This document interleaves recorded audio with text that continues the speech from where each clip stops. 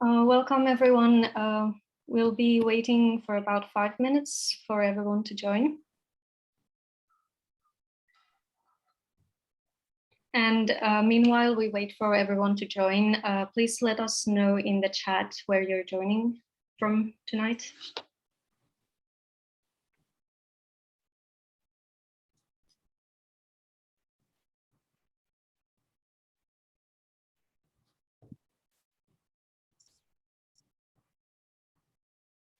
And to keep this session interactive, we would like to ask you that whenever you like what is being said or you've understood or learned something new, you may react with applause or write +1 in the chat. And you may ask your questions in the chat during the session and we'll go through them in the end.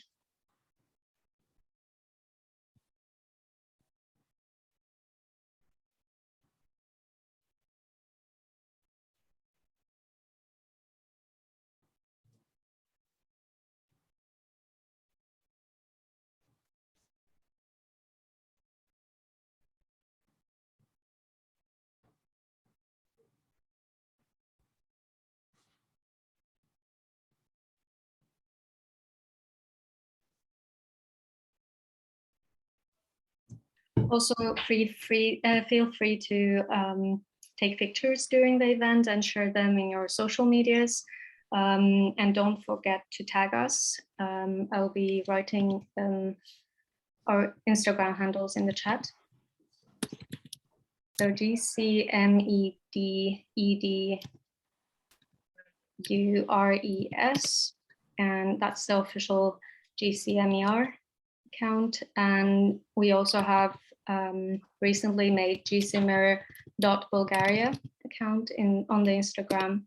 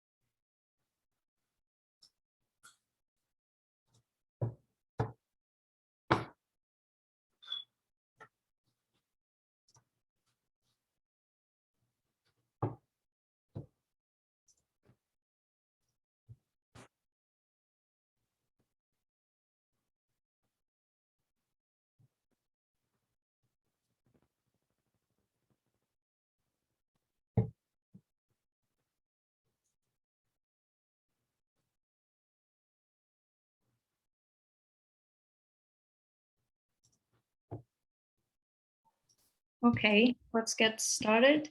Hello, everyone. Welcome to today's session. I am Elahe, one of the GCMER ambassadors of Bulgaria. And we also have Judith here, who is the other ambassador. Now I would like to introduce today's presenter. He has been GCMER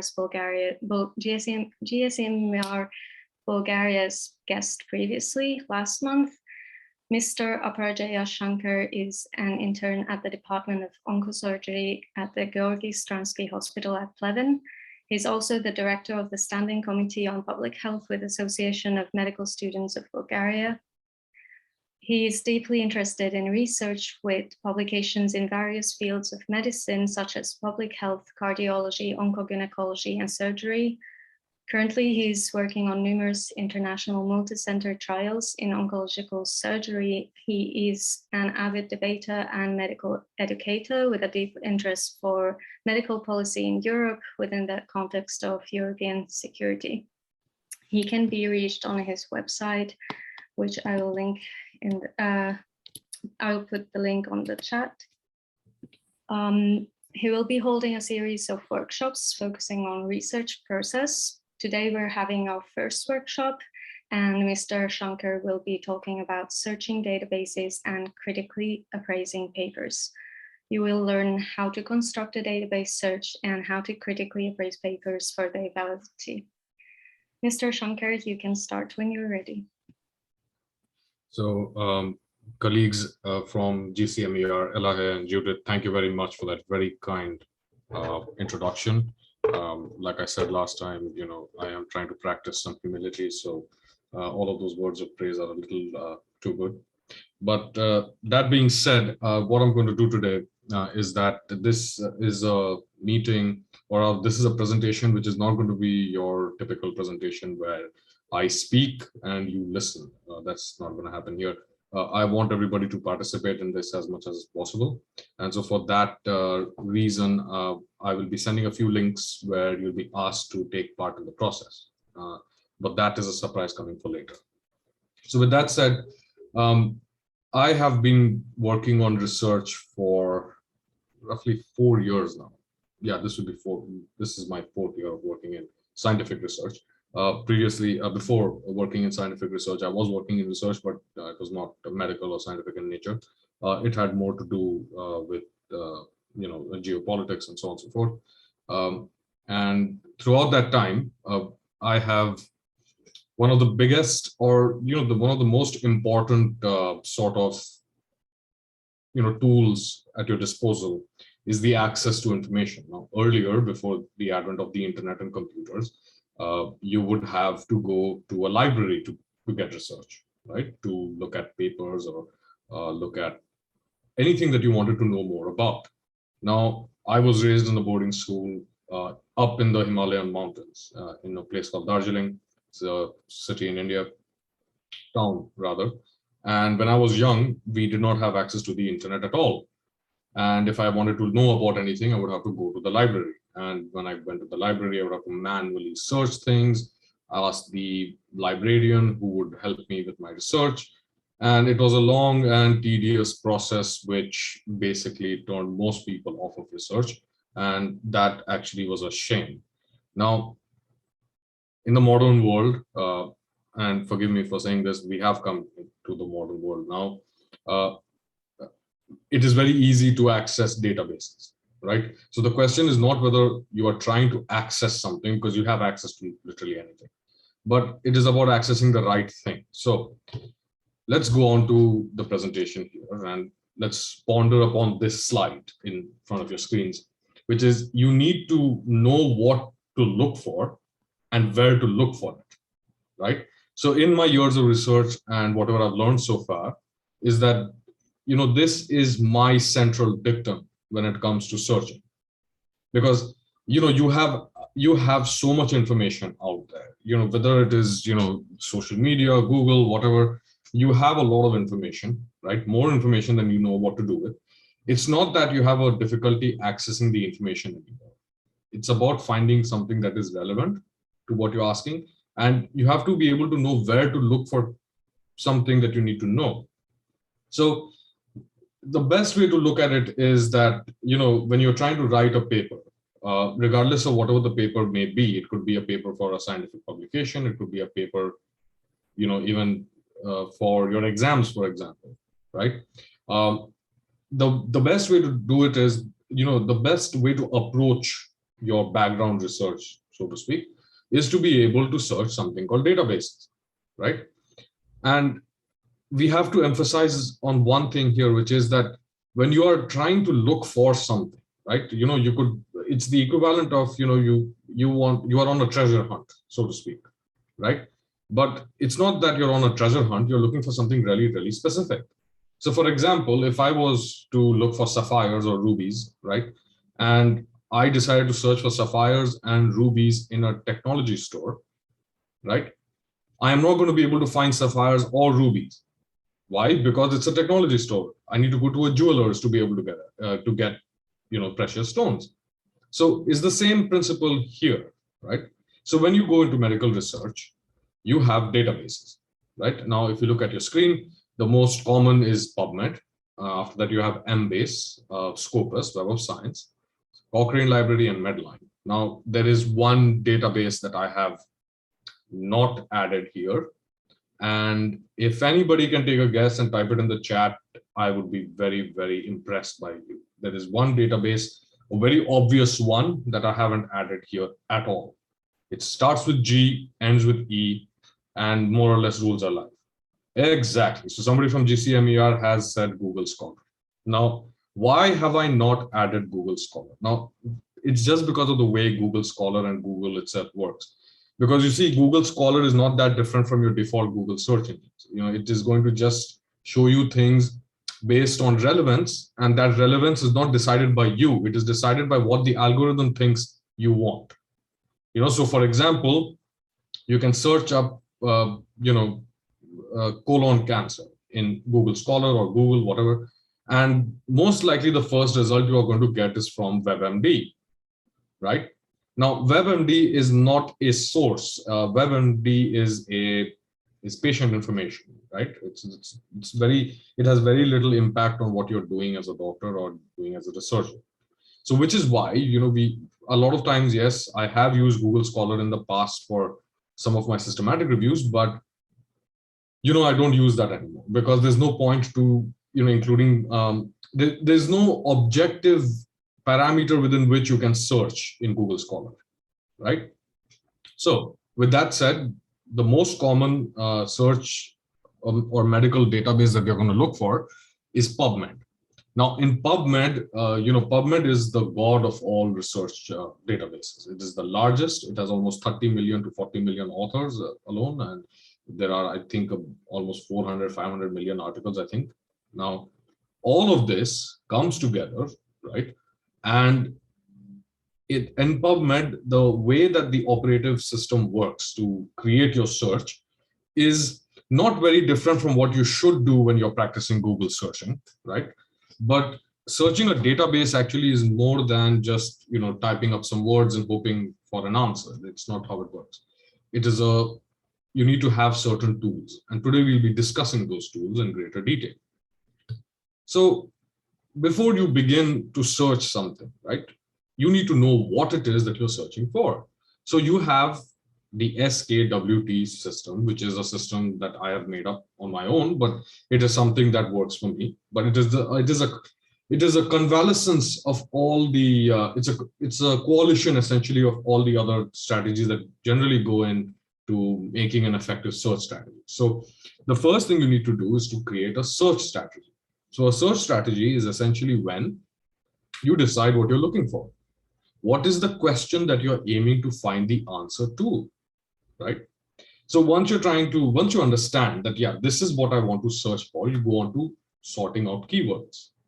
Now, keywords are very important because all of us know what keywords are. For example, if I want to search about Harry Potter, right?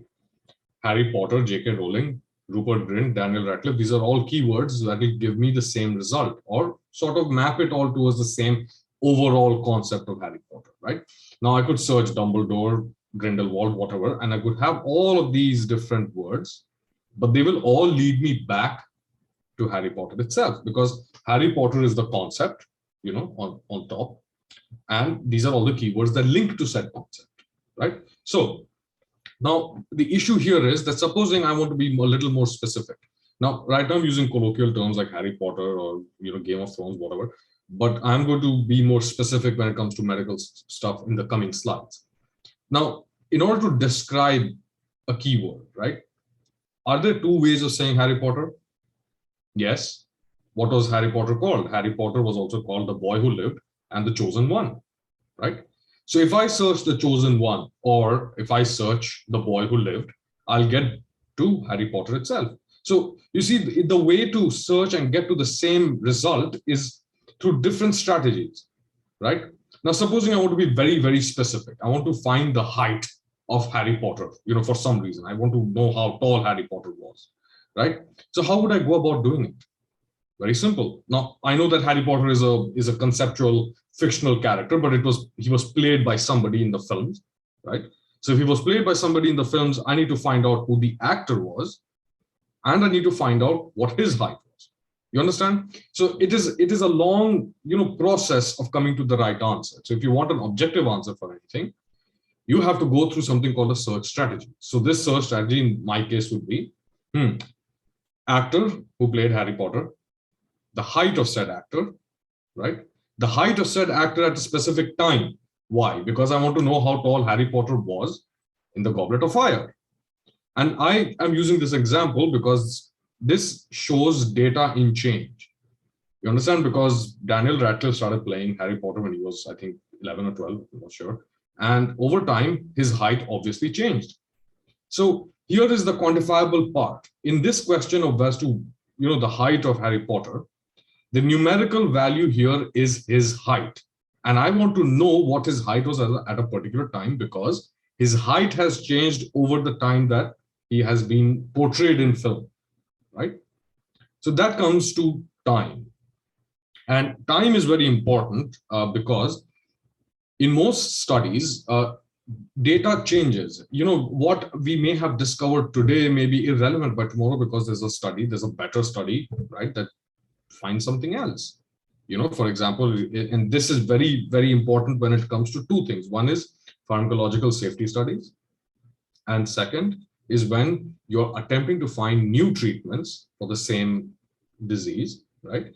And one other aspect of time, is whether the same, the same drug that could be used for one disease can be used for others, right?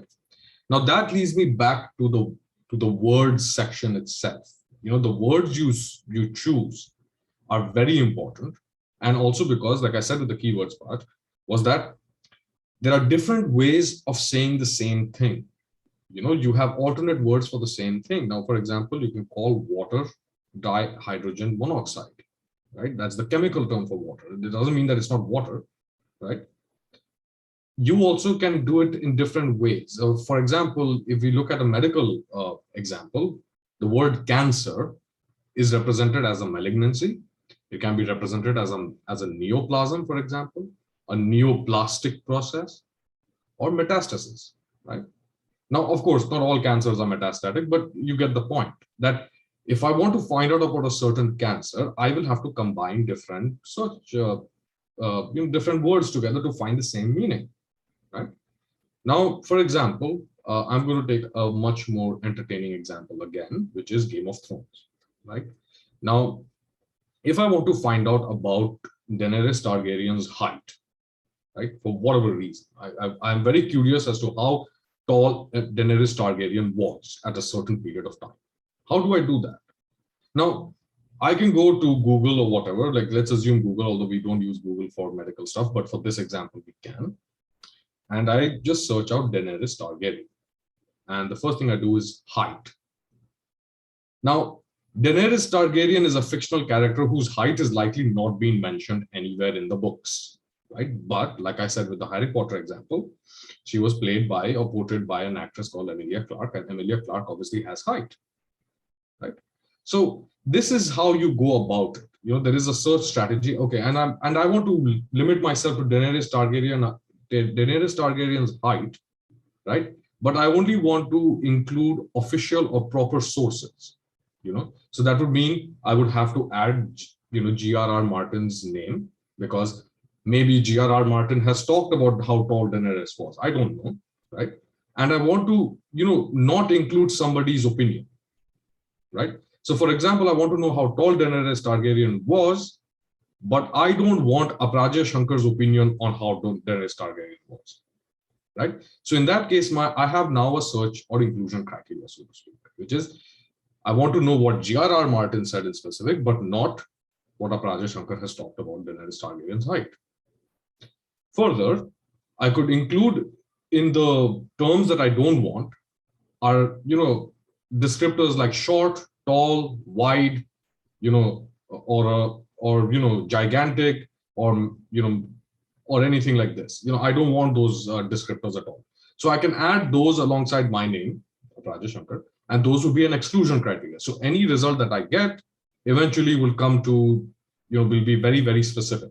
So you have to understand that at the beginning of your search, you're going to always have a lot of irrelevant results. And that is true for PubMed, Cochrane, whatever. And it's also true for Google as well, right? Now you have to build all of these together to build your search, right? And we're going to go to the next slide now, which is an objective understanding of what a search strategy is. Now, a search strategy is not this delineated process. Now, some researchers have a very strict search strategy methodology, which is, they have an underlying question, then they have a set of keywords, and then they'll find, they'll make a chart of every kind of possible word. They'll use thesauruses and dictionaries and so on and so forth. Now, yes, you can approach it like that, but it's better that I try to teach all of you here the concept behind how to have a search strategy. So the search strategy always begins at the top with something called finding a concept. So concept is essentially the largest or the most wide, the widest domain you can think of. Now, in our conversation, it could be something like, I want to find out whether people who have diabetes are more likely to die during colorectal surgery, right? Now, for me to understand this concept, there is one concept here, which is mortality. Second is colorectal surgery, which implies, therefore, that there is cancer of some kind. And the fourth, but sort of relevant concept here is diabetes itself, right? So I have found my concept here. My core question is, do people with diabetes have a higher chance of dying in colorectal surgery after undergoing colorectal surgery? Then I'm going to find the alternative ways of asking this same question. Does diabetes increase the likelihood of death or mortality in patients undergoing colorectal surgery? Now, colorectal surgery can itself, be described as surgery of the colon, surgery of the gastrointestinal system. It can be just called cancer surgery itself, right? It can be coloproctology. So I can find the same question that I have can be written in many different ways, and that is what your search strategy is going to be. The first thing is you ask the question, you try to represent your core question in different ways, and then you find the concept that you're trying to find out, whether it is mortality, whether you're trying to investigate something, whether you just want updates or whatever. And once you have built a set of keywords, right, you can then have a timeline that you want to include the search for. So I only want to know about studies on people with diabetes mellitus who have undergone colorectal surgery and the mortality rates, but only in the last 3 years. So that is my timeline. But here's the question here. Why should we use timeline, and why is time so important? Now, see, time is important because in any standard paper, we try to limit our database or the time frame to just 5 years or 3 years. The reason for this is because in any given 5-year period, there can be a lot of different developments in colorectal surgery. There can be developments or new knowledge or anything. And that's because science keeps changing. The beauty of science lies in the fact that it is not something that stays static at all, right? So I'll come back to this slide when we are going to do our little activity together. But for now, I'm going to go to the next slide, which is the search strategy flowchart. Now, this search strategy flowchart, like I illustrated before, is basically you need to identify the theme in which you want to, what is the question that you want to ask? What are the concepts that you can break the question down into? Then the second is concept mapping. So concept mapping is when you identify individual concepts of your question, you break them down, right? And you see what are the different domains that they come under. So diabetes is an endocrinological problem, colorectal surgery is a cancer problem, and mortality is public health, right? Then you go into keywords, and keywords are the bread and butter of your search, right? And you can use a thesaurus to find alternative words for the same, that mean the same thing. And then after that, you have to go through something called the mesh database. So part of PubMed is something called mesh, which is medical subject headings. And I'll get to that a little later. But mesh, you can understand in a very basic way, is that it's a list of words built by human beings, librarians, informationists, and clinical researchers, and so on and so forth, that are used to designate or rather define terms that mean the same thing. So for example, like I said, the cancer can be represented as a malignancy, it can be called a neoplasm, it can be called a neoplastic process, right? Even look at common parlance. A smartphone is also called a cell phone, which is also called a mobile phone, which all these three things essentially mean the same thing, right? So in order for us to be able to actually expand and build a good search criteria, we need to be able to use these keywords, right? But that's not all. You see, you have, whenever you're trying to do any study, you have to, build an inclusion criteria that includes the type of study that you're going to talk about, the time, and if you have come up with any other keywords that you think are relevant to your question. So you have this, sort of 4-step process. And then you have building an exclusion criteria. What don't you want included in this search? And after which you can save your search results. Now, this is where you have a massive difference between PubMed and Google Scholar or whatever. And it's not just PubMed, it's also Cochrane and so on and so forth. Any medical database or any kind of database that requires, you to search, especially in medicine, they will allow you to save your search results, create alerts for those search results, and you can import and export those search results to send it to somebody else, right? Supposing you find something interesting, you can send it over to me, for example, and I would like to look at it and see what it is about, and then we can, discuss it further. So that is how strong PubMed is, right? So now we're going to go here and talk a little bit about mesh itself. Now, mesh, also called medical subject headings, is a collection of alternative terms that have the same meaning. And because different researchers in different parts of the world express themselves differently, right? And because they express themselves differently, every year at the National Library of Science, a group of senior researchers and librarians and so on and so forth come together and compile mesh words. Or mesh words are basically, it's a set of terms that mean the same thing within the same group. So for example, diabetes is also called diabetes mellitus, could be diabetes insipidus, which is an old term for it. Then you have type 1 diabetes, type 2 diabetes, and it is related to something called hyperglycemia, hypoglycemia, although the most common cause for those could be diabetes. They are not the same thing, but they're related, right? Then diabetes can sometimes also be called diabetic, because somebody could be diabetic, but you want to know studies in which diabetic patients have undergone something. So you're not going to just say diabetes, you're going to say diabetic as well. So mesh helps you to create this. Mesh is essentially like a medical thesaurus, in which common or technical medical terms are all collected together under the similar heading if they mean the same thing or belong to the same sort of concept. Now, like I said, mesh is user generated to an extent, in the sense that user generated is one way of putting it, but it's mostly got to do with the fact that mesh is sort of built by the Library of Congress, and every year it is updated. Once a year it gets updated. Now, what mesh does is that it allows you to expand your search to more, to different, to include more studies, but it can also help to make your search more specific. So on the one hand, you have expansion, right? But this is in-depth expansion because it's making your search very, very specific. Now, you have another thing called field search when you are using PubMed. And field search is when you have different characteristics or parts of a study, right, that you need to focus on. So for example, you represent field searches through with square brackets.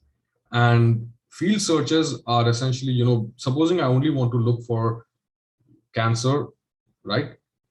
And I have to be very specific that it's only being used in the title, but not in the authors list, for example. I use square brackets in my search terms to be able to demonstrate this exact thing. And now what happens is that when you are searching in PubMed, every single field is being searched. So what are the different fields of a paper or of a search result or whatever? You have the title, you have the abstract, you have the authors list, you have citations, references, and alternative or similar articles. When you enter a random string of text in PubMed, you will get a lot of different results, because by default, what PubMed does is to include all the fields of a scientific paper that exists on their database. So, for example, if I search the word cancer, there are authors or there are scientists who are called Cancer, right? They're actually called Cancer because their surname is Cancer, right? But the work that he's written is maybe on psychiatry. I don't know, but I don't want to include authors whose names are Cancer. That has got nothing to do with my search at all. My search is limited to just cancer, colorectal surgery, or whatever, and I want to only include the word cancer should exist only in the title or in the abstract, not in the author's list. So that is how you make it very specific, right? And with this, I'm going to go to phrase search. Now, of course, there are certain phrases that you need to search. Colorectal surgery, for example, is a phrase. Or surgery of the colon is a phrase, right? And because of this, what you have to do is that you have to represent the phrase as within apostrophes and or within parentheses to collect this term together, this set of phrases together. Because supposing if I search cancer of the colon just randomly, it'll search for words like of and search wherever, whichever paper or wherever the word of and exists together, it'll include.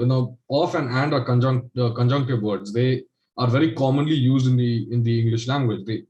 It has nothing to do with the search that I'm doing. It's just going to add extra papers that is not going to give me a good search. It's going to be a search with including things that I don't want. So instead of cancer of the colon, for example, being my search term, my result could be a paper that includes the word of and the for whatever reason, right? It could be diabetes of the foot, or diabetes in people of sub-Saharan descent, right? Because the word of is going to be used as a separate search term, and this search term is going to bring up everything that has the word of in it. Now, what happens when you do a phrase search is the phrases can be constructed in PubMed using mesh terms and keywords, grouped together, right? And then finally, we have something called Boolean operators. Now, Boolean operators is a type of mathematical operator that you use. And Boolean operators is something that you use on a daily basis without you knowing it. It's a type of logic-based system.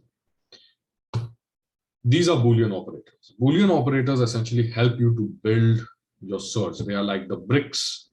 They are like the glue, or rather the cement that holds the bricks together. The bricks being the words that you're using, and the cement or the glue or whatever that is holding it together is the Boolean operator. So Boolean operators are most commonly we use three operators, which is and, or, not. And you have to write this in capital form. And in the demonstration that I give you, you'll be able to understand it better. But for now, just understand that and is an inclusive operator. That means that when you are going to join two words or concepts or whatever with the Boolean operator and, you're going to, sort of narrow the search to make it more specific. So that means that supposing I want to look for cancer of the colon and diabetes, what will happen is that every search result that comes will be a combination of compulsorily these two factors, because I've used the Boolean operator and, right? Now, you use the Boolean operator or when you're trying to combine mesh words together, right?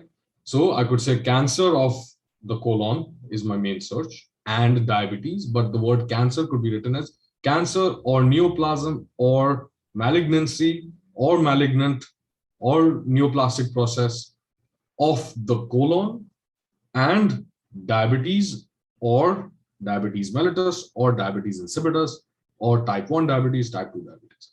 So that is how, we've come from a very simple search phrase to a very complex and branched out thing. Now, of course, while I'm talking like this, it's going to be a little difficult for you to conceptualize, but please be patient. So now we are going to build a search. Now, the way we're going to build a search is I'm going to send out a link in the chat.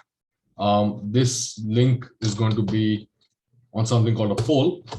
And I want all of you to open up the link, and I want you to come up with 4 keywords. There could be any 4 keywords. They could be related, unrelated, doesn't matter. And what we're going to do is we are going to go to PubMed and we're going to create our own search. Now, I want this to be as interactive as possible. So whichever one of you is awake can put in 4 keywords, and I'll put in 4 of my keywords, and we'll see what is going on here. So I can see here, send presentation. Now let's see. I don't know if total results 2. Let's take a look at the responses. Okay, so we have ALS and cancer. Somebody has seen.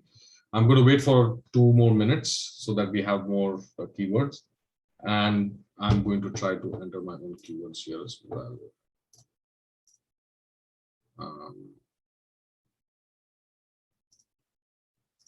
Let's see.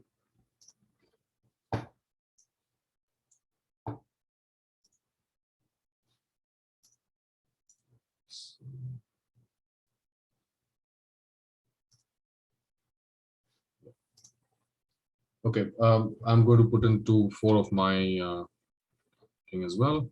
Let's see. Diabetes. Okay.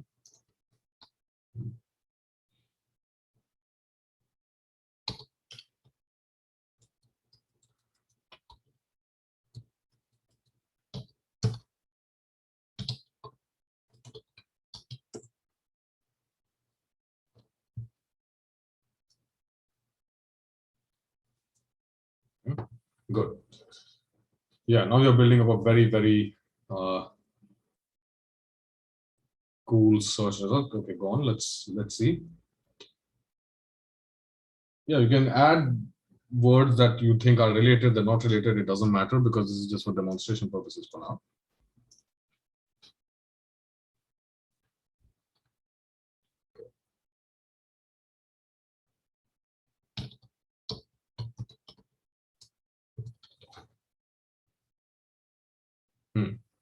Okay, so I think we've got a lot of words here.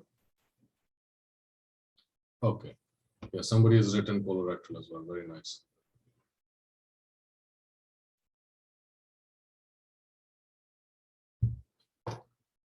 Okay, I'm going to not deactivate this because I think we've got a lot of anxiety disorders. Okay, somebody else is putting something else. Sclerosis, height, ALS, colorectal comorbidity. Okay, very good. So I'm going to deactivate this for now, and I hope everybody can see this screen. I'm not sure. Yeah, okay. All right. So now, if you look at the screen, we have a series of words. We've got cancer, MS, alcohol, GWAS, bone, diabetes, sclerosis, nephropathy, ankle, anxiety, multiple sclerosis, I think, disorder, ALS, comorbidity, and hypernatremia. Now, this is a set of keywords, and most of them are sort of unrelated. But what I'm going to do now is to first determine what my search strategy is going to be. So my search strategy here is that, okay, I'm not sure where we are going with this, right? I don't know what my actual question here is because this is a crowd-funded thing. But what we're going to first do is take just 4 of these keywords at random, and we are going to just construct a PubMed search. So when you go to PubMed, you go to PubMed here, and it's good that you should try to log in here, because if you log in with your account, well, it's good to do that because it will help you to save all of your searches. And I'm going to just see if I can log in here. Okay, good. Now, what I'm going to do is to first go to the advanced tab, right?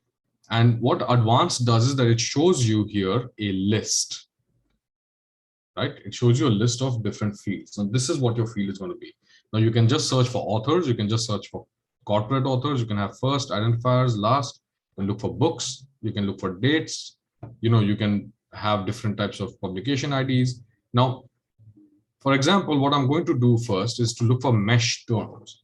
Now, mesh terms is my first step because I want to look for alternative ways of saying any one of these words. So let's take a look at nephropathy, right? It's a sort of rare word, and I'm going to look for mesh terms related to nephropathy. Now you can see here that there is a list of suggestions which shows, okay, AIDS-associated nephropathy, AIDS nephropathy, Balkan endemic nephropathy, Balkan nephropathy, the Danubian endemic familial nephropathy. What I'm going to do is to add this in the query box, and it will show you here mesh terms. Now this highlighted part is called a field search. So earlier when I told you that this is what a field search is, mesh terms are also a field search. So you can look for different things related or different words for the word nephropathy. And let me look for search. When I build this search, you can see here that I've got 553,674 results. What does this mean? What this means is that all of the words that could possibly be connected to the word nephropathy have been included. And I have here 530,000, 550,000 or half a million studies that have, that are linked to nephropathy and all the subtones of nephropathy. So it could be in AIDS, Balkan, whatever, right? Whatever we saw earlier. So what I'm going to do is to look at the advanced tab here. And when you click on the details, you'll see what has this done. Now, what PubMed has done is that it has taken translations as well. And the actual mesh term here is kidney diseases, which is the closest way of talking about nephropathy, right? So any paper that includes the word kidney diseases has been included here. Now, let's go to pubmed.gov, right? And I am going to look for the mesh database itself. Now, the mesh database, I am going to add some other words here. So let's go for diabetes, right? So what are the different terms for diabetes? Diabetes, right? Now I'm going to search, and you can see here that diabetes can be explained as diabetes mellitus, it can be diabetes insipidus. It can also include something from the National Institute of Diabetes and Digestive and Kidney Diseases. It can be diabetes complications. So you understand that there's gestational diabetes, there's nephrogenic diabetes insipidus, neurogenic diabetes insipidus. So just for the same word here, I have got a list of terms. And I have, so for example, non-insulin dependent diabetes mellitus with deafness, right? And you have Wolfram syndrome, right? Which is diabetes mellitus and includes diabetes insipidus. Now, when you create this on PubMed and you look for the mesh terms, what you can actually do is to add this to the search builder, right? So for example, I'm going to add only diabetes mellitus and diabetes insipidus, and let's look for neurogenic and nephrogenic diabetes insipidus, right? And I'm going to add all of these words to the search builder, right? Now, I'm going to maximize this a bit so all of you can see the search that is being built so far. And it looks like this. So there's diabetes mellitus, which is a mesh field, and diabetes insipidus, and diabetes insipidus neurogenic, right? And diabetes nephrogenic. Now, if you look at this, if you want to delineate this, a certain phrase, all phrases are actually put between apostrophes. So when I search this to in PubMed for different papers, I am going to find all the papers and all the fields and so on and so forth that contains diabetes insipidus nephrogenic or diabetes insipidus neurogenic or just plain old diabetes insipidus or diabetes mellitus, right? Now, what I'm going to do is instead of and, I am going to look for not, right? And let's go to search PubMed. And now we have only 3 results. So that means that what I've basically done here is I have instead of including all of these studies, just by clicking one word, which is not, right? I have essentially removed every single study that contains these terms to give me this result. 3 different diabetes types, which are not indexed at all, which are not, the usual 4 types of diabetes that we know. So one is adiposic diabetes insipidus in children, gradient washout and secondary nephrogenic diabetes insipidus, after brain injury in an infant, that's really detailed, and a female with X-linked nephrogenic diabetes insipidus in a family with inherited central diabetes insipidus. Now, what I'm going to do is that I'm going to go back to my advanced tab, right? And I am going to have another query, which is I'm going to combine diabetes and colorectal cancer, right? And I'm going to include anxiety or anxiety disorders. Now, if I want to do this, right, it's going to be a very complicated search. So the first thing I need to do is to go to the mesh database and look for alternative ways of writing colorectal study. So colorectal cancer. I want to search for every word that is colorectal neoplasms. Okay.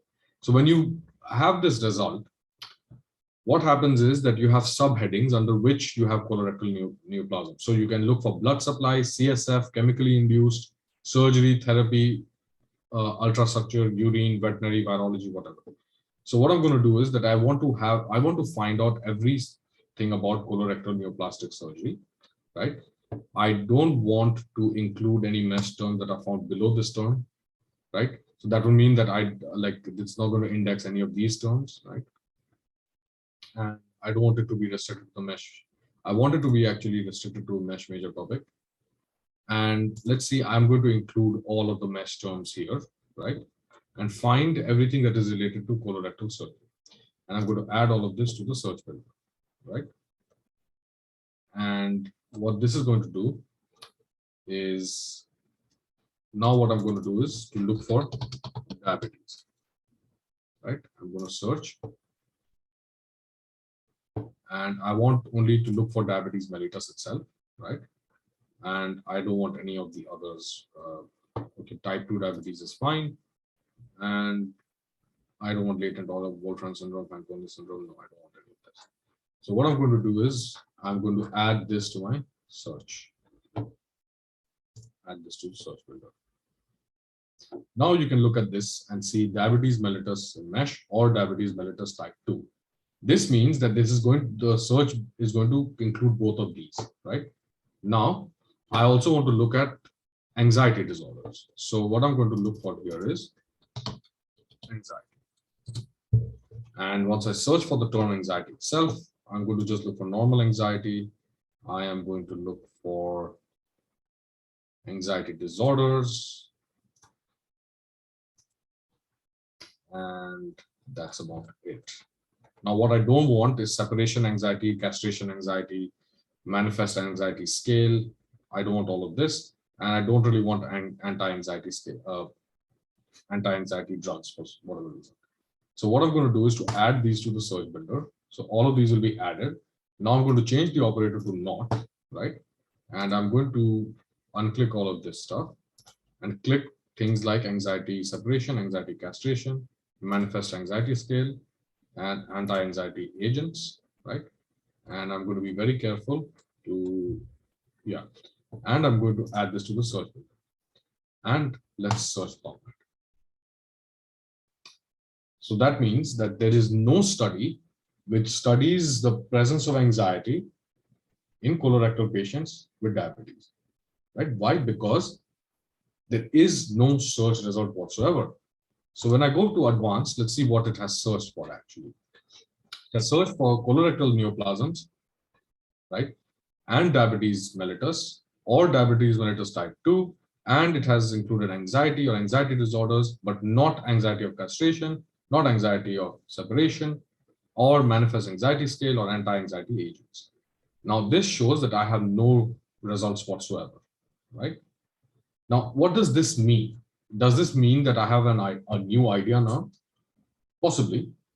Is this a new idea that we've all come up with together? Yes. Because as long as it doesn't exist in PubMed, it is a new idea, right? Now, just to be sure, right, I want to ensure that there is literally no study like this, right? So what I can do is to copy, and once you click this again, it will show you what it has done. Now I know that anti-anxiety, maybe there's something about anti-anxiety agents, right? So what you can do is to go back, or rather add query, right? And I also want to remove everything, or let's see, what I want to actually do is to not do anxiety disorders, anxiety terms. Okay, I can go back to the search builder here, and let's see that I want to look for anti-anxiety agents, right? I only want to be including anti-anxiety agents. Add this to search builder.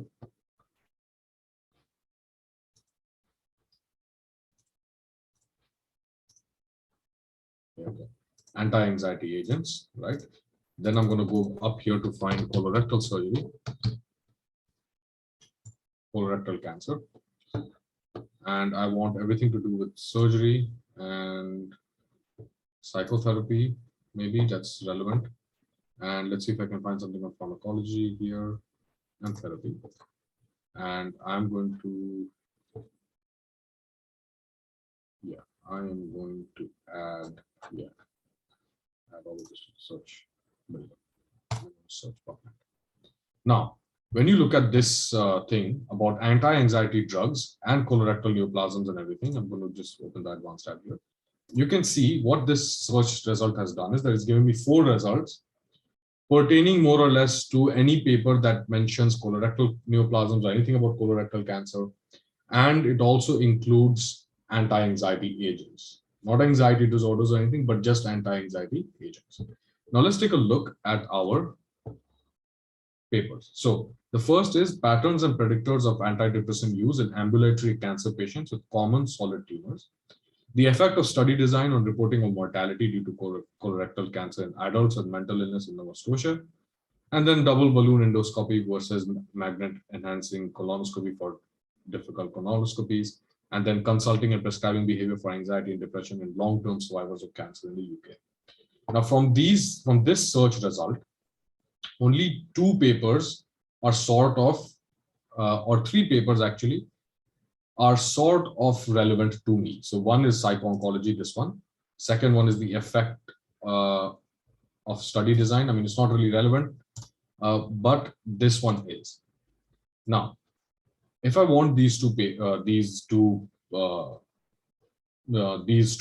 what I can do is to email this, and I'm going to email it to myself with the 2 selections, and I want the summary of the text. Send email. What happens is that this will now send me these 2 papers along with the search criteria that I have built.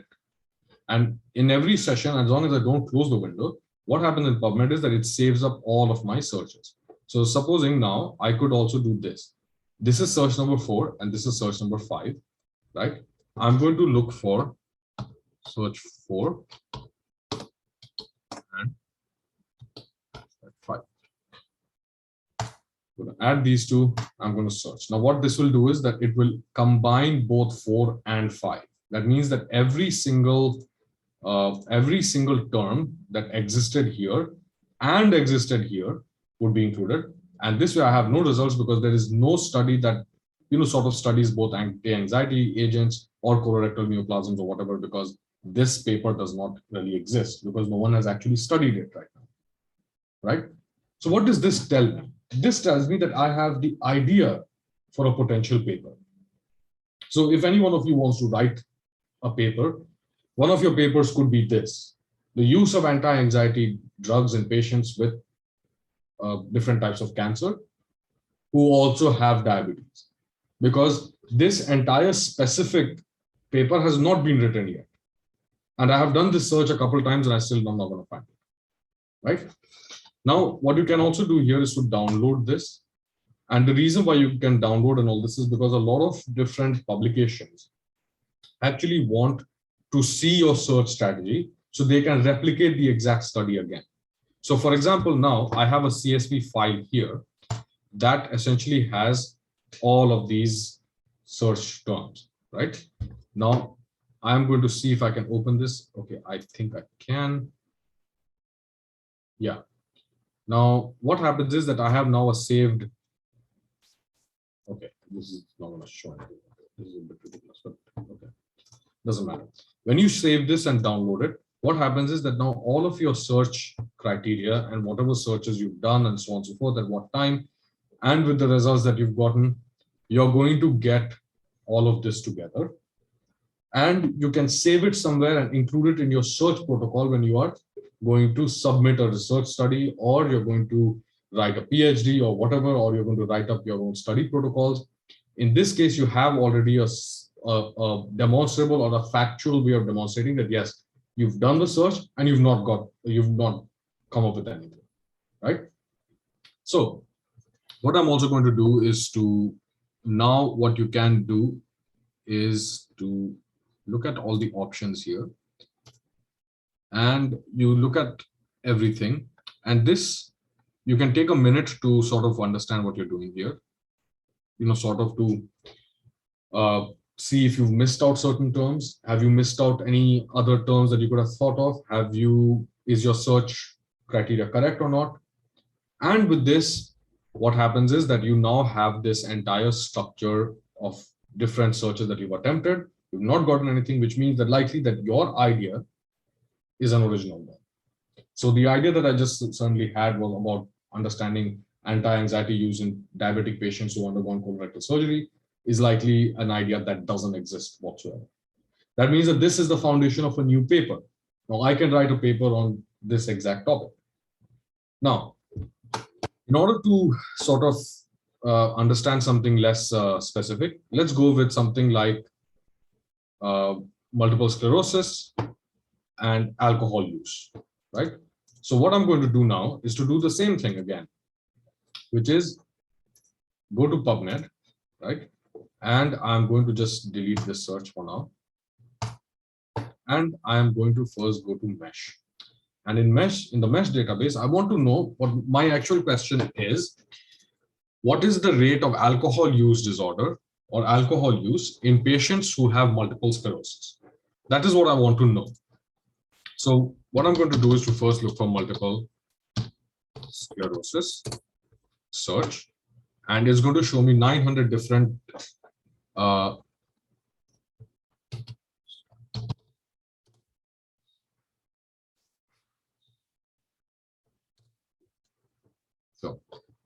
now, for example, when I've looked at mesh itself, right, I have found that there are a lot of different items, 6 of them, which actually show the different types of multiple sclerosis. So it's chronic, progressive, relapsive, remitting, whatever. I'm going to add all of them here, right? And I am going to add this to my search builder, right? Now, what I'm going to do is alcohol use disorder.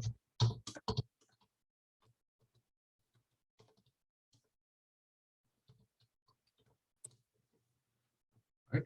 Now, alcoholism.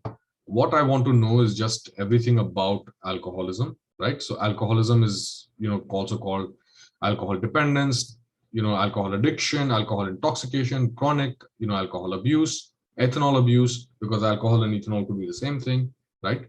And what I want to do is to limit my search to the mesh major topic, which would be this one. And I don't want to, everything else is okay. And I want to just add this to my search builder. And now you can see that I have every kind of multiple sclerosis possible and alcoholism. And let's search PubMed. When I search PubMed, I realize that, okay, your search was processed without automatic term mapping because it reads 0 results. That means that there is no real study that is being done on alcohol use disorders in multiple sclerosis either. Now, I want to confirm whether this is right. Okay, so what I'm going to do is that I am going to just look for just one multiple sclerosis term and alcoholism, right? Now, what this will do is I'm going to look for all databases. No, what I'm going to do is here, I'm going to go for alcoholism.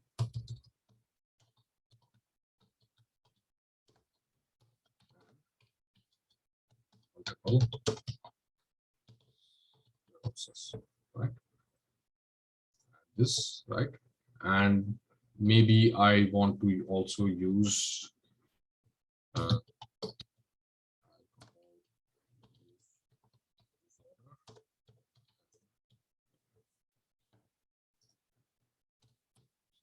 alcohol use disorder and multiple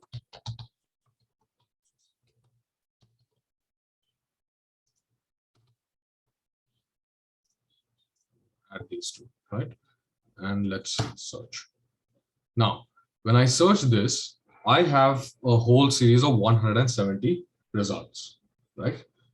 And with 170 results, what happens is that, okay, I understand that, okay, with this search criteria, I've got something, right? Now, the point is that this is actually a total search. That means that alcohol could be mentioned just about anywhere in the text, but that may not have anything to do with the actual study. So for example, the gut microbiome and the brain has very little to do with alcoholism and multiple sclerosis. So what I'm going to do is I'm going to restrict this search only to the title, right? So I'm going to look at this. I'm going to come down here and go down to title/abstract, right? And just put the number of the search. So this is search number 3, right? I am going to just do number 3. Search. Okay, for some reason I'm not getting a result. It's the same. So title and abstract. Let's see. Okay, now what has happened here is that because of this, it has come and given me something entirely different. So that means that my search terminology was wrong, because what has happened now is that it's looking for 3 TIAB in everything. So wherever the word 3 exists, and that is 6 million results. So this is why you need to be careful, because what you must sort of be aware of is that sometimes you're going to have this kind of problem. All this thing. Let's add this to query box, and I want to add. I want to put a filter. I want to put a title and thing abstract in which I have words alcohol.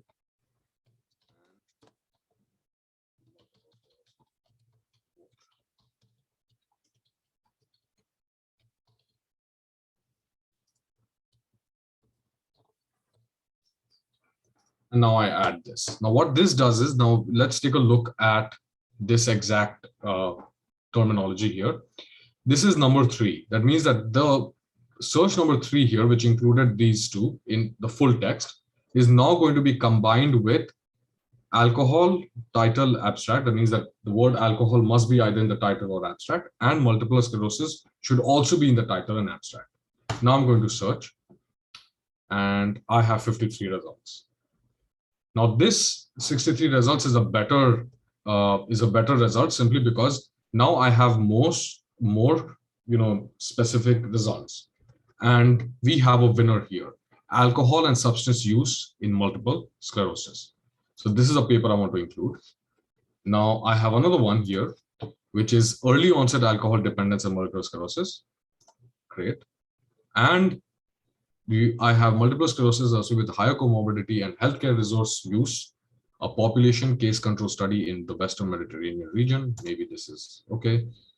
And this is a reply and thing. Now I can go to more results. This is even better, because this is the incidence and prevalence of psychiatric disorders in multiple sclerosis, a systematic review. Now we're going to take just these papers, for example, and I'm going to email all of them to myself.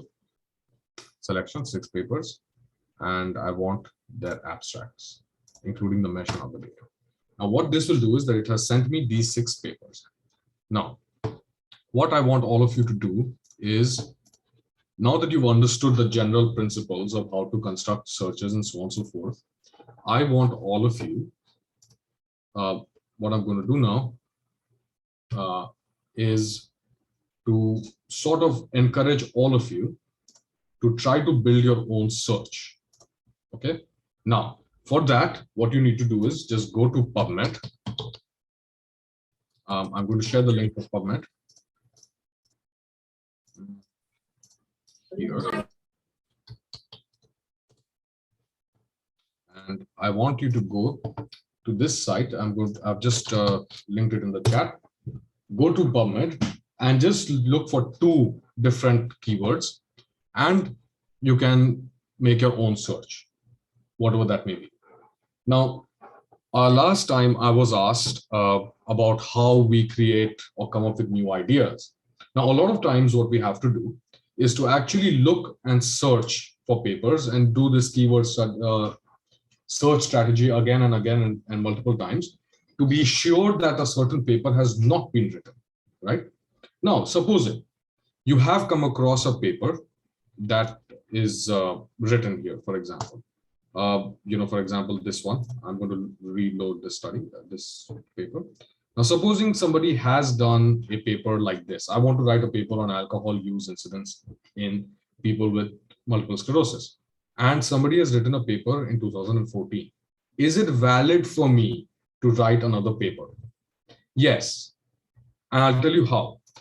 You see, this paper, alcohol and substance use in thing. I'm going to open up the full text article here. This paper is, it has certain limitations, of course. It's talking about certain things, and we are going to now go into the second half of this study or this presentation, which is what do you do now that you've done your search and got some papers? Now, what you must always do is to actually look at the paper as it exists, right?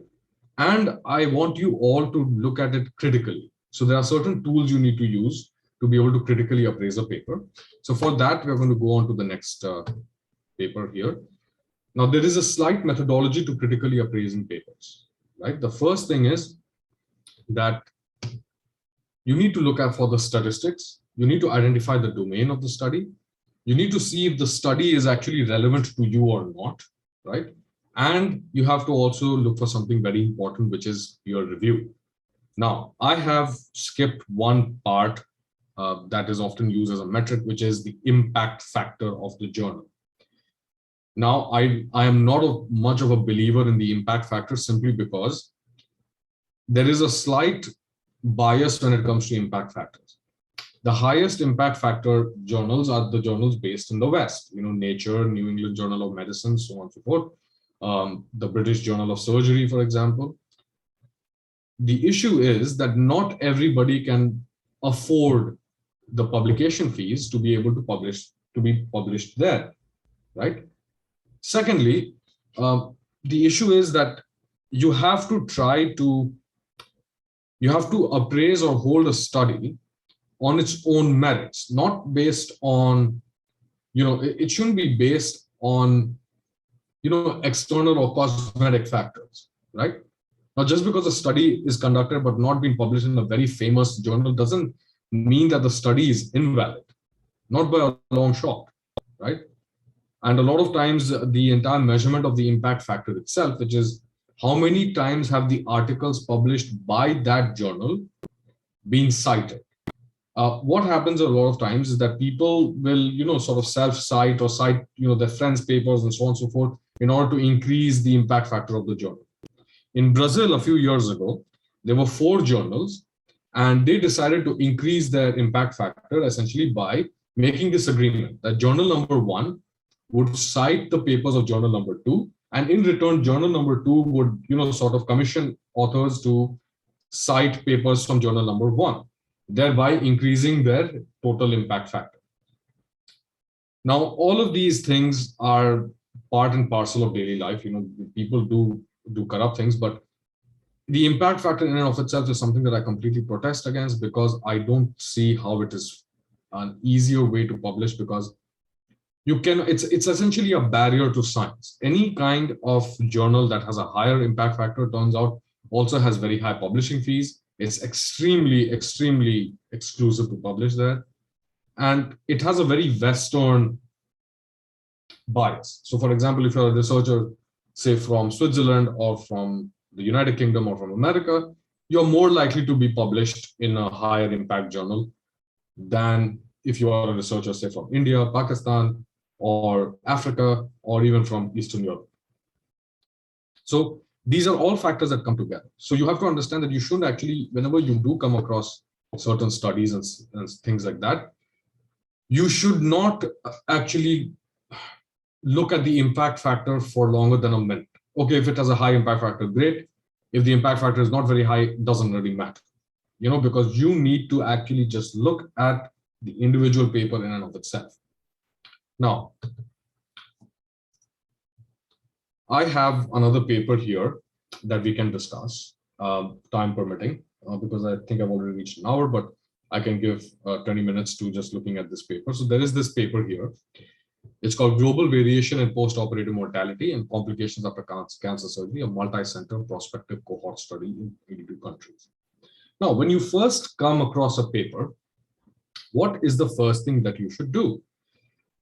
The first thing is always to read.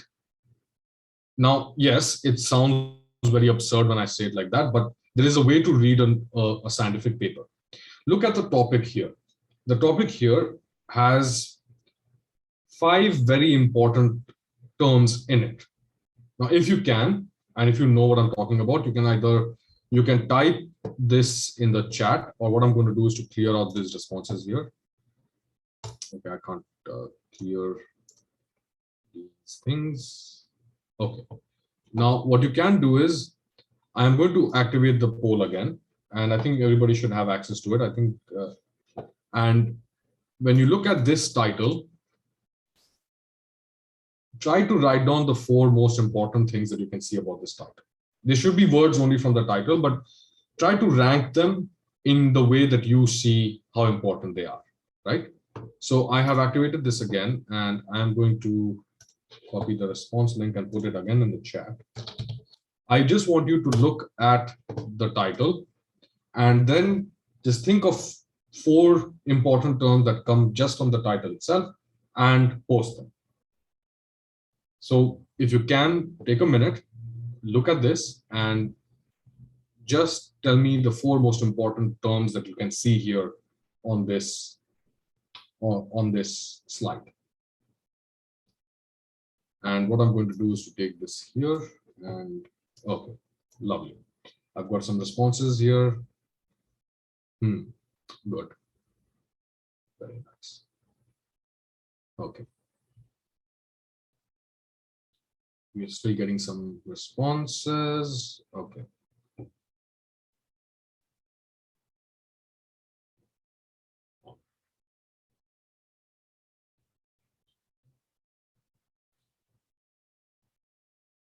I'm going to give it another minute, and then I'm going to close the responses, and then we can all see what everybody has seen here. 1 more minute, and then I'll close it up.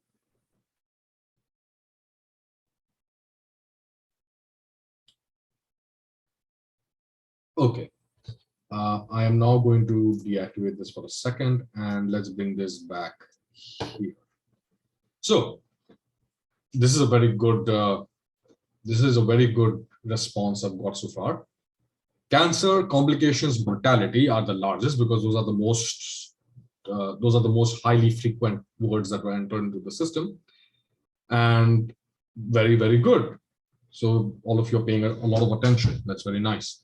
So yes, when I read the same paper, these are the words that I look at. But there is a small word here that is that's also important, but it's called multi-center. I'll tell you why. When I'm looking at this paper, I know what this paper is about. So do you, which is number 1, complications, mortality, and cancer. Very nice. Now, that is your essentially your question. Now, those are the three terms we are looking. Those are the three domains. The first domain is that it's in cancer surgery. Second is that it's a discussion essentially of it's a discussion essentially of mortality after cancer surgery. And very importantly, what we also need to look at here is this word called global variation or global. And the second term that I would see is very important is multi-center and prospective cohort study, and the word 82 countries. Now, this is what you call a good title. Now, remember that titles in most papers can be very long. There is no rule against, having a long descriptive title, and it is important because when most people are researching your article or doing research, they are going to first see the title. And if the title is not descriptive enough, you're not going to be able to see it, right? You're likely going to skip it. Now, what does global variation mean to you? Now, global variation or global surgery is essentially the best way to conduct a type of comprehensive understanding of any kind of surgery, procedure, anything. The global variation shows one thing is that number one, you manage to recruit multiple people in a study, and the data set comes from diverse countries and diverse health systems. You see, diversity in data collection is very important because it helps you to generate a proper response. It helps you to have, it helps you to sort of understand the way things are in other countries as well, right? It also helps to do one more thing, which is if certain, if certain factors are prevalent around the world, right? That means that that means essentially that there is avenue for improvement across the world, right? Second, let's go to what a multi-center trial is. A multi-center trial essentially is a trial that involves multiple different hospitals. What is a prospective study? A prospective study is when you don't look at procedures or patients that have already come through the system, but you sort of look at the patients who are present in your hospital now and in the coming future. And now prospective, you have two types of studies. There are prospective studies that will recruit patients as they come, and retrospective studies, which are studies of existing databases. Now, what is the major problem between these two studies, or major difference between these two studies? With a prospective cohort study, you can actually define the variables you want to measure, right? With a retrospective study, you can't, because the data already exists and you have to work with the data that is available, right? So what you can do with prospective studies, and maybe if you're going to ever do prospective studies again, excuse me, maybe you may want to sort of make your own prospective study. You can decide the types of data you're going to collect. Whereas in a retrospective study, what happens is because the data already exists, you can't add new data to retrospective analyses. Now, each of these has its own function, which I'll hopefully be able to cover in a different talk. But in general, retrospective studies allow you to measure, readily available data. And they also tell you or talk to you about, or sort of give you an understanding of existing practices. Whereas in prospective studies, what happens is that the moment you know that, we are going to be studying things now, there is an implicit bias that that the systems or the places where you're recruiting, they may change their, normal methodologies or whatever to have a better chance at producing better results. Now that is something called bias, right? And this bias is something that you have to try to fight against. And retrospective studies usually are less biased than prospective studies, right? So there is a PubMed link here. I'm going to paste this in the chat as well. Let's see, so that you can read it at your own time. But in general, this study talked about three things. The first being that this is a prospective study that, the patients are monitored for a defined period of time.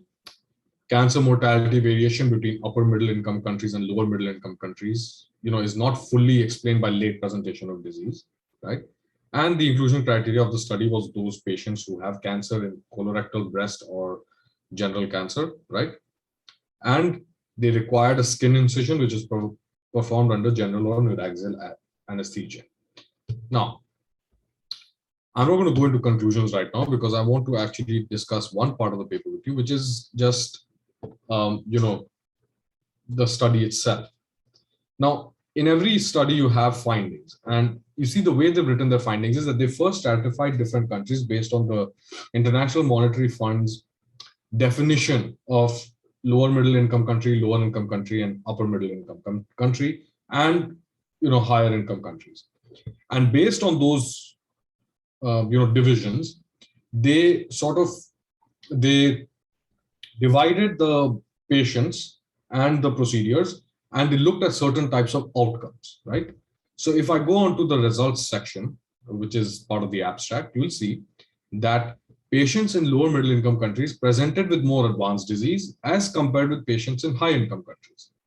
What does this line essentially mean? This line essentially means that in lower middle income countries, countries like India or Bulgaria and things like this, the patients have come with more advanced disease, likely because there's not a good enough screening program.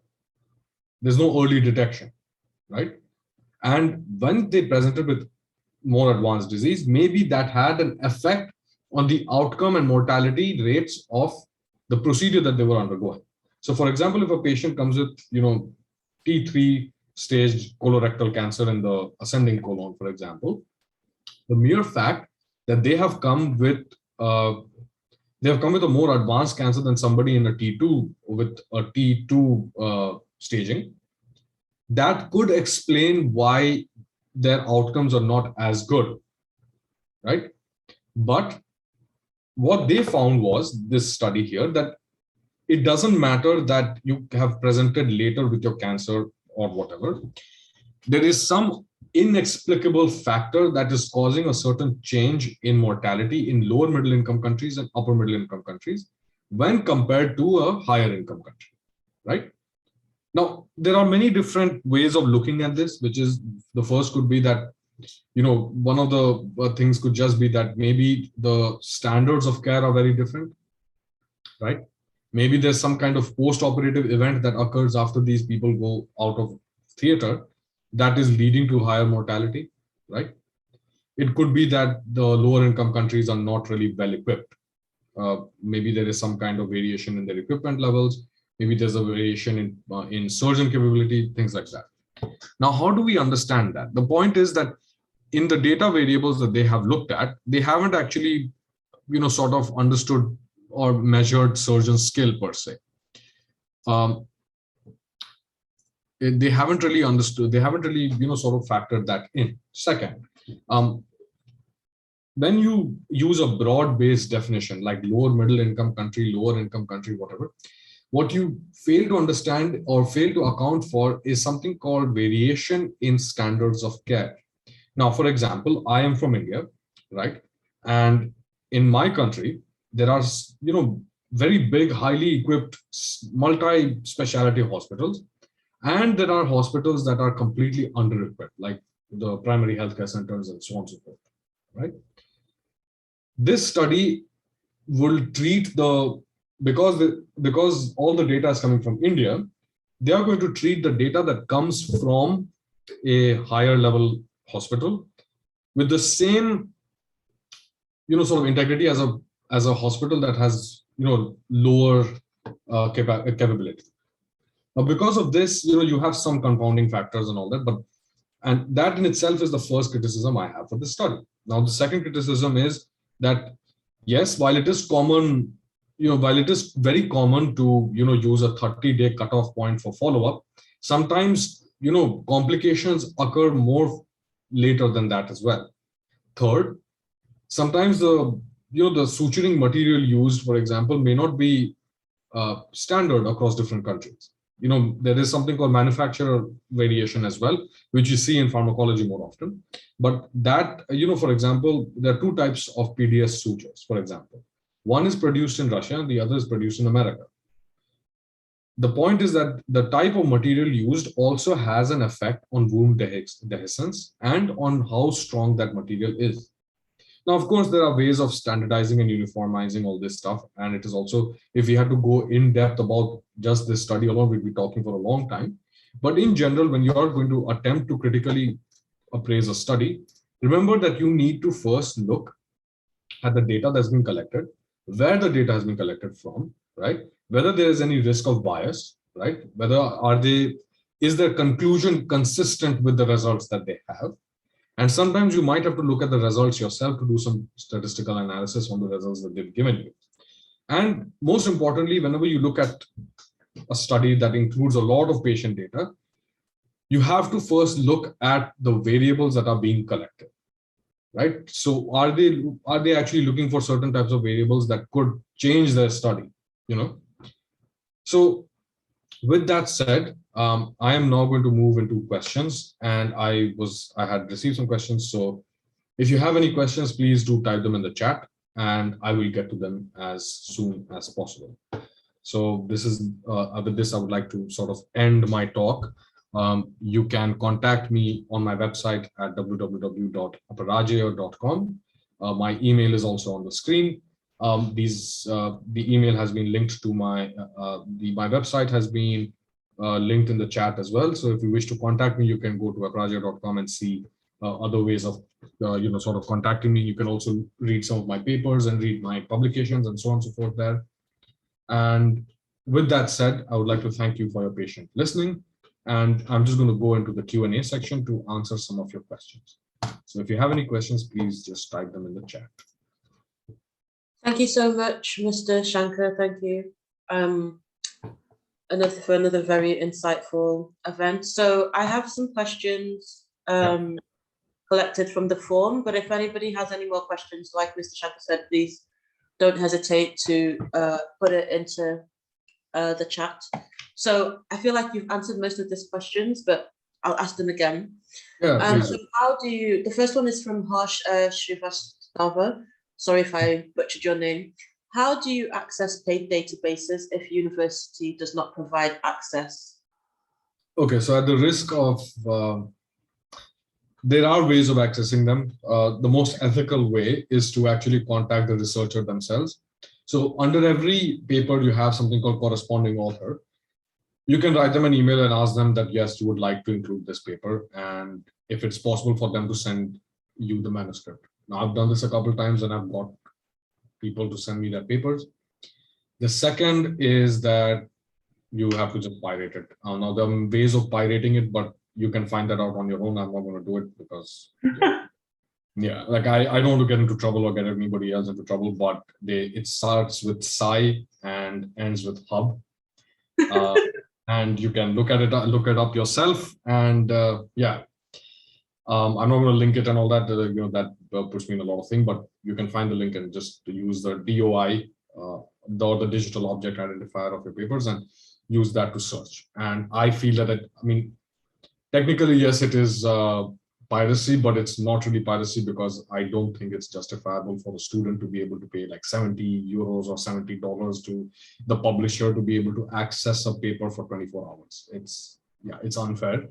And I don't know about you, but medical students in particular are already at a disadvantage when it comes to economics, and most of our textbooks are extremely, extremely expensive. So, and to be very fair, none of the money that you pay to a publisher goes to the researcher. Research doesn't owe you anything, so there's that. So I hope that answers the question. I know that there are a few more, so please hit me with them. Okay, so the next question is for Priyanshu Singh. Mm-hmm. How do you make data extraction and screening easy in systematic review? Well, there's only one way to answer that. You don't. See, data extraction and data screening is very, very hard. And it's perfectly okay to not know how to do it, because usually you need to have a statistician to be able to look at the data and to re-verify it. Or if you're very good at statistics, you can do it yourself. Now, most places or most like large scale studies, they have a separate page where they'll have all of their data, right? So it could be in the results section, conclusions, or just tables of data. And in order for you to extract that data, you'll have to manually enter it into Excel, or you can use, I think you can use OCR technology to be able to convert it to like a Word document or something. But most importantly, if you're going to replicate the data, that is, I don't know why exactly you would want to replicate all of their data. Like that is, unless you're doing a peer review process for a study, it's not really advised. If they've got the data, you need to just look at it a couple of times and run it over, and then you can, again, if you want to do statistical analysis on the data they have, then you have to do the hard work, like use SPSS, Excel, even Google Sheets, for example, and manually sit and redo their data. Now, no one said that scientific publishing was going to be easy, and because it isn't, and you have to there's no shortcut for this specific part. Usually what you can do is to have a statistician look at the data and see if the calculations were right, because usually statisticians are more well equipped to be able to deal with this kind of issue. And most research teams nowadays have a specialist statistician who helps them with data analysis. It's not possible for us to be both doctors and statisticians, although some people I know are. I am not one of them. I'm not a statistician by any means. I am more or less mathematically illiterate. I find it very difficult to do calculations, but I always have a member of the team who is good at statistics to, sort of do the statistical analysis and see what's happening. So that is something that we need to keep in mind. You cannot skip the hard work on data extraction at all, not to the best of my knowledge. Okay. Another question is, I feel like you might have covered this in the last event that you had with us, but for those who weren't here, I'll ask it again. How can a MBBS student approach research? Okay, so quick rundown. Okay, you can approach research in 3 different ways. First is that you attend a scientific conference, right? As a passive participant where you're just observing, and then you start talking to people and see if they would be interested in collaborating with you. Second is that you approach your hospital or your teaching hospital or your university and tell them that you are interested in research, and if you can assist the professor in any research that the department is conducting. It could be anything from doing a database search or just helping writing the paper itself. You can ask and see where that gets you. Third is, if you are in India, for example, you have access to case reports. So for example, you have a lot of different patients, and because you have a lot of different patients, you can sort of ask the treating physician if you can help them write a clinical case report. So that is how you can enter research, because medical research is a very broad term for a lot of different things. You can do systematic reviews, you can do literature reviews, which are sort of easier than systematic reviews. You can also write case reports, you can do poster presentations, and yeah, that's largely it. So a lot of different major tertiary centers or university hospitals in India and anywhere in the world are constantly doing prospective cohort studies or retrospective cohort studies. So you have to find out if a department that you're interested in actually has those opportunities or not. And if you do, then you can just directly sort of collaborate with them.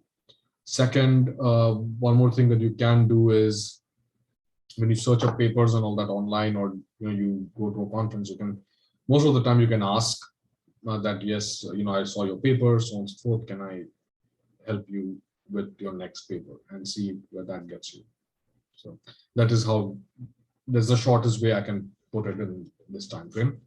And yeah, if you want to know more about how to do research, you can ask me and I'll send you the presentation from my last talk.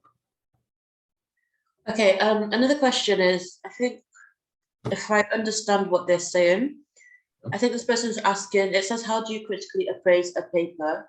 And from my understanding, I feel like maybe how do you start the approach? Because for students, it can seem kind of, when you hear research, it's kind of daunting because we're not really taught the research aspect. We're just taught, we're given, as medical doctors, we're given the work. So how do you, I guess, find the confidence? Where do you start as a student, as a novice? Okay, so as a novice, it's pretty simple. I mean, this is like general all-purpose advice, but you always have to be careful about your sources. And see, one of the most important things is that, for example, let's take a typical news headline, right? So a news headline tells you that scientists have been working on a way to cure cancer, and they have discovered that drinking 2 units of rosé every day is going to is good for your heart, right? When you read headlines like this, you have to turn on your critical thinking, which is what is being said, is what it is how am I interpreting it? Is my interpretation correct? And number 3, is what is being said true? Now, if you have these 4, these 4 principles to live by, you can apply the same thing in critically appraising any paper. So any paper that you're going to read, you need to first do one thing, which is to understand what the title is saying. Try to understand what the researchers are saying and what they are not saying. You understand? Like, those are also very, very important. Now, what the researcher is saying is just as important as what they are not saying. So, for example, like we take the research paper that I just discussed here, they're looking for global variation in mortality of patients who undergo any kind of cancer surgery, right? But they are asking, they're just talking about global variations, right? It's just a way for them to report the data. They're not proposing ideas as to why there is a global variation. That's not what the study is about technically. The study is just that, yes, we've observed this kind of variation. We have observed this kind of perspective. We've observed these are the factors that could be in play, but they have not made any comment about what is causing what is causing the variation. They're not examining that at all. They're just reporting what they are seeing. That's it. Second, when you read a paper, the point is that you can't read a paper in one go. Usually papers are like 10 pages, 20 pages long. If you find a paper that you think is relevant to you, download it, take it, and you need to read it 3 or 4 times before you understand what the paper is about. Because a lot of times what happens is that you despite your level of knowledge or whatever, there is always this there are certain things in certain papers you're not going to understand. Now, it could be very simple, like certain acronyms are not really standard, or it's just beyond your depth. It's okay. A lot of things are beyond your depth till you try them. So my tip would be that, okay, when you read a paper, you need to read it 2 or 3 times. The first run through is just look at the title, look at the abstract, look at the results. If you find that the paper is interesting or controversial, then you download the paper and you have to read it a couple of times. And in the next 2 run throughs of the paper, every time you find a concept that you don't understand, underline it and try to do branched research, which is like, you just search up the term or search up that concept and see what is being said, what certain words mean and all that. Third, in your third reading, go down to the references that are being used and read the references as well. You understand? See, the point with research is that it is a very time-consuming process simply because most of the time you're spent reading. And you have to, it's not like reading a newspaper or reading your Facebook feed or Reddit or whatever you have to actively read what is being written and what has been written. And for that, you need to dedicate some specific time to be able to read the paper and to, sort of understand it in depth. And always, sort of like the way I do it is that I read a paper and I just divide the paper into 4 or 5 different parts. First being what is being said, what is not being said, and do I think that the statistics is okay or not, and what is the conclusion. If the conclusion is okay, and I also read one section called the discussion section. So the discussion section is where the researchers will explain to you what their research is about and why they did what they did. It's sort of like them presenting their case, right? And you should read that part as well. And most of the time when I read a paper, I don't bother reading the introduction and all that first. First, read the abstract and the title, then go to the discussion section, go look at the conclusion, and then you can read the introduction and everything from top to bottom. There is no linear way, and you will find your own way of reading it. That is entirely on you, how you do it. Everybody has their own process. One of my friends reads the entire paper 2 or 3 times and then does some more background research. And usually it takes him a week to read a paper, or like every day, I think he reads 3 papers. And then at the end of the week, he makes a review of the papers that he's read. I know people who don't bother reading the paper, they just look at the abstract, title, and the results and conclusions. That's it. So it largely depends, but the most effective way is to like read it and look at it 3 or 4 times, make notes, do other research of things that you don't understand. So yeah, I hope that that answers this person's questions. Thank you very much. I'm just going to mention that, so this is a series of workshops that Mr. Shanker will be hosting. And at the end of it, he's generously offered that if you have a paper that you critically appraised beforehand, you can present it to him and he'll give you advice on where you've gone right and where you've gone wrong. So just be thinking about that as we do these series of workshops. If you pick out a paper beforehand, if it catches your eye, then you can start putting the tips that have been given to you today and in the forthcoming workshops. So hopefully you can go along with it as Mr. Shanker is teaching us. So thank you so much, Mr. Shanker, for today. Thank you once again for taking time to talk to us and enlightening us. So a few notifications. GCMER will be having, hopefully July the 23rd and 24th, we will be having our conference where you can present your research. Hence, workshops like this will be very helpful to you. So for GCMER members, you don't have to pay to present your research, which is very good and not typical for a lot of conferences. So keep an eye out for that. Also on the 20th of May, GCMER Bulgaria and Pakistan, we're going to be doing a joint event called World Clinical Trial Day. We'll have a guest speaker from Pakistan and a guest speaker from Bulgaria, which Mr. Shanker, you know, Dr. Karaman Leo. Yeah.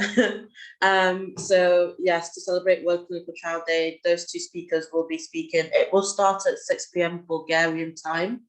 Now, as I think that a lot of people are getting confused by the time differences.